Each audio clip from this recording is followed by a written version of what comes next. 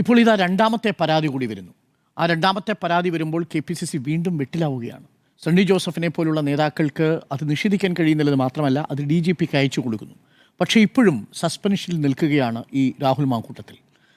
കോൺഗ്രസിന് തിരഞ്ഞെടുപ്പിന് ദിവസങ്ങൾ മാത്രമേ ബാക്കിയുള്ളൂ. ബാധ്യതയായി മാറുകയാണോ, തലവേദനയായി മാറുകയാണ്? തിരഞ്ഞെടുപ്പിനെ ബാധിക്കുമോ എന്നുള്ളതൊന്നും എനിക്കറിയില്ല. പക്ഷേ ഒറ്റ കാര്യമുണ്ട്, കോൺഗ്രസിന് തീരാ ബാധ്യതയാണ്. ബാധ്യതയാണെന്ന് വെച്ചാൽ ഇതിൽ കോൺഗ്രസിൻ്റെ ഉത്തരവാദിത്വം ഏറുകയാണ്. കാരണം ആദ്യത്തെ പരാതിയുമായി ബന്ധപ്പെട്ട, പരാതി കിട്ടിയ ദിവസവുമായി ബന്ധപ്പെട്ടൊക്കെയുള്ള വിഷയങ്ങൾ ഇപ്പോൾ ഉയർന്നു വരികയാണ്. ഇന്നലെ KPCC അധ്യക്ഷൻ തനിക്ക് പരാതി തൻ്റെ കയ്യിൽ വന്നിട്ടില്ല എന്ന് പറയുമ്പോൾ 28-ാം തീയതി നവംബർ 28-ന് പരാതി വന്നിട്ടുണ്ട്. അതിനുശേഷമാണ് ഇന്നലെ അദ്ദേഹം പറയുന്നത് എനിക്ക് നേരിട്ട് അങ്ങനെ ഒരു പരാതി കിട്ടിയിട്ടില്ല എന്ന്. ഇന്നിപ്പോൾ പ്രതിപക്ഷ നേതാവ് പറയുന്നുണ്ട് എനിക്കും പാർട്ടി KPCC പ്രസിഡന്റിനും പരാതി ലഭിച്ചിട്ടുണ്ട്. ഏതായാലും ഇന്ന് വന്നിരിക്കുന്ന മെയിൽ കയ്യോടെ DGPക്ക് ഏൽപ്പിക്കുകയാണ്. അതായത് ഞങ്ങൾക്ക് വേണ്ട, നിങ്ങൾ എന്താണെന്ന് വെച്ചാൽ ചെയ്തോളൂ എന്ന് പോലീസിനെ ഏൽപ്പിക്കുന്നു, സർക്കാരിനെ ഏൽപ്പിക്കുന്നു. ആ രൂപത്തിലേക്ക് കോൺഗ്രസ് അതിൽ നിന്നും കൈയൊഴിയാൻ ശ്രമിക്കുന്നു. പക്ഷെ അപ്പോഴും MLA സ്ഥാനം രാജിവെക്കൂ എന്ന് പറയുന്നതിലേക്ക് എത്താൻ ഉള്ളൊരു താമസമാണ്. അത് രാഷ്ട്രീയമായി അതെങ്ങനെ തിരിച്ചടിക്കുമെന്നുള്ള ആലോചനയിൽ നിന്നാണെന്ന് വേണം മനസ്സിലാക്കാൻ. അതായത് പാലക്കാട് ഇനി നഷ്ടപ്പെടുമോ എന്നുള്ള, ഇപ്പോൾ MLA പോയി കഴിഞ്ഞാലുള്ള അടുത്ത രാഷ്ട്രീയ സാഹചര്യം വിലയിരുത്തിക്കൊണ്ടുള്ള ഒരു തീരുമാനമാണ്. പക്ഷേ യഥാർത്ഥത്തിൽ അവിടെ രാഹുൽ മാങ്കൂട്ടത്തിനെ നിലനിർത്തുന്നതാണ് യഥാർത്ഥത്തിൽ കോൺഗ്രസിന് ഏറ്റവും വലിയ ബാധ്യതയാവുക എന്നുള്ളതാണ്. അതിലേക്ക് ഒരു വലിയ വിഭാഗം നേതാക്കൾ എത്തിയിരിക്കുന്നു. പക്ഷേ ഇപ്പോഴും പലരും എത്തിയിട്ടില്ല എന്നുള്ളതാണ്. ഇന്നിപ്പോൾ വന്നിരിക്കുന്ന പരാതിയുടെ സ്വഭാവം നോക്കൂ. കേരളത്തിന് പുറത്ത് താമസിക്കുന്ന, അതായത് ബാംഗ്ലൂരുള്ള 23-കാരിയാണ് ഈ പരാതി നൽകിയിരിക്കുന്നത്. ഈ പരാതി നൽകുന്ന സമയത്ത് രാഹുൽ മാങ്കൂട്ടവുമായി പെൺകുട്ടി അടുക്കുന്നതും നമ്മൾക്ക് നേരത്തെ ലഭിച്ച, അതായത് ഇപ്പോൾ പോലീസ് അന്വേഷിച്ചു കൊണ്ടിരിക്കുന്ന ആ പരാതിയും തമ്മിൽ ഏറെ സാമ്യമുണ്ട്. അതായത് ഒരേ രീതിയാണ് ഇയാൾക്ക് സ്ത്രീകളെ സമീപിക്കുന്നത്, അല്ലെങ്കിൽ പെൺകുട്ടികളെ സമീപിക്കുന്നതിൽ നിന്ന് മനസ്സിലാക്കാനാകും. പെൺകുട്ടിയെ പരിചയപ്പെട്ട് നല്ല ബന്ധമാകുന്നു. അതിനുശേഷം വിവാഹ വാഗ്ദാനമാണ് നൽകുന്നത്. വിവാഹ വാഗ്ദാനം നൽകുമ്പോൾ അത് ബന്ധുക്കളെ അറിയിക്കുന്നു. ആ സമയത്ത് ഇദ്ദേഹം യൂത്ത് കോൺഗ്രസിൽ സംസ്ഥാന അധ്യക്ഷൻ പോലും ആയിട്ടില്ല. അതുകൊണ്ട് ജോലിയും കൂലിയും ഇല്ലാത്തൊരു യുവാവിന് വിവാഹം ചെയ്തു കൊടുക്കില്ല എന്ന കുടുംബം തീരുമാനിക്കുന്നു. പക്ഷേ പിന്നീട് അദ്ദേഹം സംസ്ഥാന അധ്യക്ഷനാകുന്നു. അപ്പോൾ ഒരു നല്ല നേതാവാണ് എന്ന രൂപത്തിലുള്ള കുടുംബവും അംഗീകരിക്കുകയാണ്. അങ്ങനെ കുടുംബം അംഗീകരിച്ച ശേഷം ആ ബന്ധം മുന്നോട്ട് പോകുന്നു. അങ്ങനെയാണ് ഈ പെൺകുട്ടി ഇയാളെ കാണാൻ വരുന്നത്. ആ കാണാൻ വരുമ്പോൾ നടന്ന പീഡനത്തെക്കുറിച്ചാണല്ലോ നമ്മൾ കേൾക്കുന്നത്. അപ്പോൾ അതിൻ്റെ രീതികളും സ്വഭാവവും എല്ലാം തന്നെ ആ കുട്ടി പ്രതീക്ഷിക്കാത്ത രീതിയാണ്, ആ കുട്ടിയെ ആക്രമിക്കുന്ന രീതിയിലാണ് അയാൾ പെരുമാറിയത്. അവിടെ അയാൾക്കൊപ്പം ആ സ്ഥലത്ത് ഫെനി നൈനാൻ എന്ന് പറയുന്ന എല്ലാ സമയവും നിഴൽ പോലെ കൂടെ നടക്കുന്ന യുവ നേതാവും കൂടെ ഉണ്ടായിരുന്നു എന്നുള്ളതാണ്. അപ്പോൾ ആ നിഴൽ എവിടെയൊക്കെ ഉണ്ടായിരുന്നു, എവിടെയൊക്കെ ഈ തരത്തിലുള്ള ക്രിമിനൽ ആക്ടിവിറ്റിക്ക് അയാളുടെ പിന്തുണയുണ്ടായിരുന്നു എന്ന് കൂടി അറിയേണ്ടതുണ്ട്. അയാൾ അവിടെ ഉണ്ടായിരുന്നു. അവിടെ ഉണ്ടാകുമ്പോൾ അതൊരു ആക്രമണത്തിൻ്റെ സ്വഭാവത്തിലേക്ക് പോയിട്ടുണ്ട് എന്നൊക്കെ കൃത്യമായി അയാൾ കൂടി മനസ്സിലാക്കുന്നു എന്ന് വേണം അതിൽ നിന്ന് അറിയാൻ എന്നുള്ളതാണ്. അതിനുശേഷം അവിടെ വെച്ച് ആക്രമിക്കുന്നു.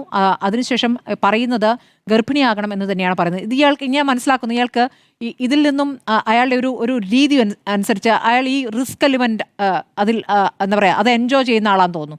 അതായത് ഇത് കുഴപ്പമാകാനുള്ള ഒരു സാധ്യതയുള്ള ബന്ധത്തിലേക്ക്, അതിന്റെ ഒരു രീതിയിലേക്ക് കടക്കുകയും അത് വലിയ ഇഷ്ടമാണെന്ന് തോന്നുന്നു. കുഞ്ഞുങ്ങളെ വലിയ ഇഷ്ടമാണ്. അല്ല, കുഞ്ഞുങ്ങളെ ഇഷ്ടമായിട്ടല്ല, അത് ആ റിസ്ക് എലിമെന്റ് ആണ് അയാൾ എൻജോയ് ചെയ്യുന്നത്. അതൊരു വേറെ തരം മാനസിക അവസ്ഥയാണ്. ആ റിസ്ക് എലിമെന്റ് അതായത് നാളെ ഒരു പരാതി വന്നേക്കാം, വിവാഹം കഴിക്കാൻ എന്തായാലും ഇല്ല എന്നുള്ളത് ഇയാൾക്കറിയാമല്ലോ, മറ്റവർക്കല്ലേ അറിയാത്തുള്ളൂ. അപ്പോൾ അതറിഞ്ഞുകൊണ്ട് തന്നെ ഈ തരത്തിലുള്ള ബന്ധങ്ങൾ, എല്ലാ ബന്ധങ്ങളിലും ഒരേ വാചകങ്ങൾ, ഒരേ രീതികൾ, ഒരേ തരത്തിലുള്ള സമീപനം, ഇത് നമുക്ക് കാണാവുന്നതാണ്. ഇപ്പോൾ വന്നിരിക്കുന്ന 2 പരാതികളും ആ രൂപത്തിലുള്ളതാണ്. ഇനി എത്ര പരാതികൾ വരാനിരിക്കുന്നു നമുക്കറിയില്ല. അപ്പോൾ ഏതായാലും ഈ പെൺകുട്ടി പറഞ്ഞതിൽ ഏറ്റവും പ്രധാനപ്പെട്ട കാര്യം, ഇത് ഏതായാലും ആ ഘട്ടത്തിൽ ഏതെങ്കിലുമൊക്കെ നേതാക്കൾക്ക് അറിയാമായിരുന്നുവെക്കല്ലോ, അന്ന് തന്നെ നടപടി എടുത്തിരുന്നുവെങ്കിൽ ഇപ്പോൾ കൂടുതൽ ആളുകളിലേക്ക് ഇയാൾക്ക് എത്താൻ പറ്റില്ലായിരുന്നു. അതിന് മുമ്പ് തന്നെ അത് തടയിടാൻ പറ്റിയിരുന്നു. അപ്പോൾ അതിനുള്ള ഉത്തരവാദിത്വം കൂടി പാർട്ടിക്കുണ്ടെന്നുള്ളതാണ്. അതാണ് ഏറ്റവും ഗുരുതരം. കൂടുതൽ സ്ത്രീകളിലേക്ക് എത്താനുള്ള സാഹചര്യം ഒരുക്കുന്നതിൽ ഇവർ കണ്ണടച്ചത് ഒരു പ്രധാനപ്പെട്ട കാരണമാകുന്നു എന്നുള്ളതാണ് ഏറ്റവും ഗുരുതരമായ സാഹചര്യം. ഇപ്പോൾ വളരെ വേഗത്തിൽ തന്നെ നേരത്തെയുള്ള പരാതി വരുന്നതിന് മുൻപ് തന്നെ, ആ വാർത്ത വന്ന ഘട്ടത്തിൽ തന്നെ പാർട്ടിയിൽ നിന്നും സസ്പെൻഡ് ചെയ്യുന്ന നടപടി ഉണ്ടായി.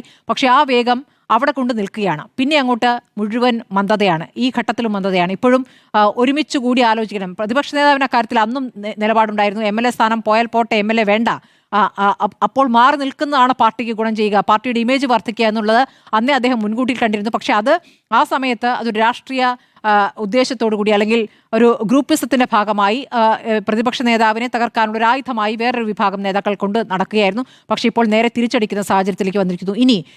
ഇപ്പോൾ ഈ പരാതി ഇവിടെ മാത്രമല്ലല്ലോ, ഹൈക്കമാൻഡിലെത്തിയിരിക്കുന്നു. ഹൈക്കമാൻഡിലെന്ന് വെച്ചാൽ രാഹുൽ ഗാന്ധിയിലെത്തിയിരിക്കുന്നു, പ്രിയങ്ക ഗാന്ധിയിലെത്തിക്കുന്നു, സോണിയ ഗാന്ധിയിലെത്തിക്കുന്നു. ഇവരുടെ അടുത്തേക്കൊക്കെ ആ മെയിൽ പോയിട്ടുണ്ട്. ഉറപ്പായിട്ടും ഇക്കാര്യത്തിൽ ഹൈക്കമാൻഡും ഒരു ഉത്തരവാദിത്തം കൈവരികയാണ്.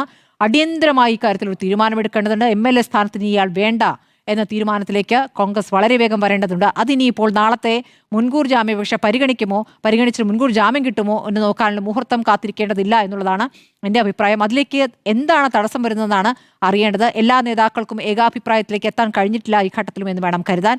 ഇനിയിപ്പോൾ മുൻകൂർ ജാമ്യാപേക്ഷയുമായി ബന്ധപ്പെട്ട് സാധാരണഗതിയിൽ മുൻകൂർ ജാമ്യാപേക്ഷയിൽ പറയുന്ന കാര്യം എന്താണ്?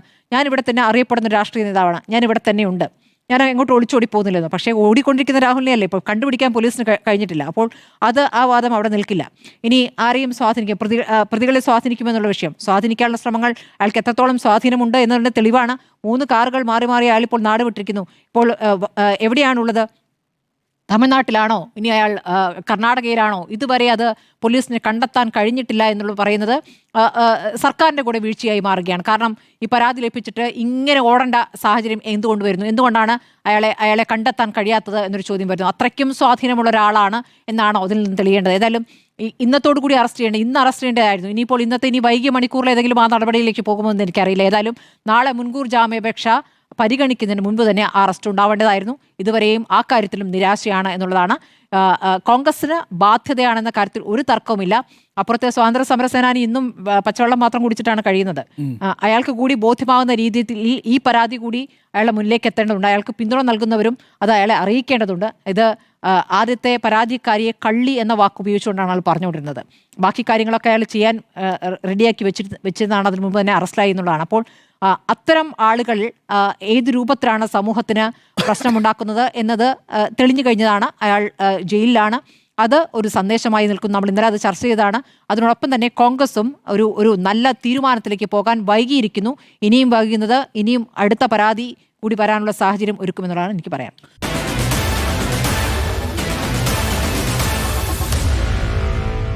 Meet the editors.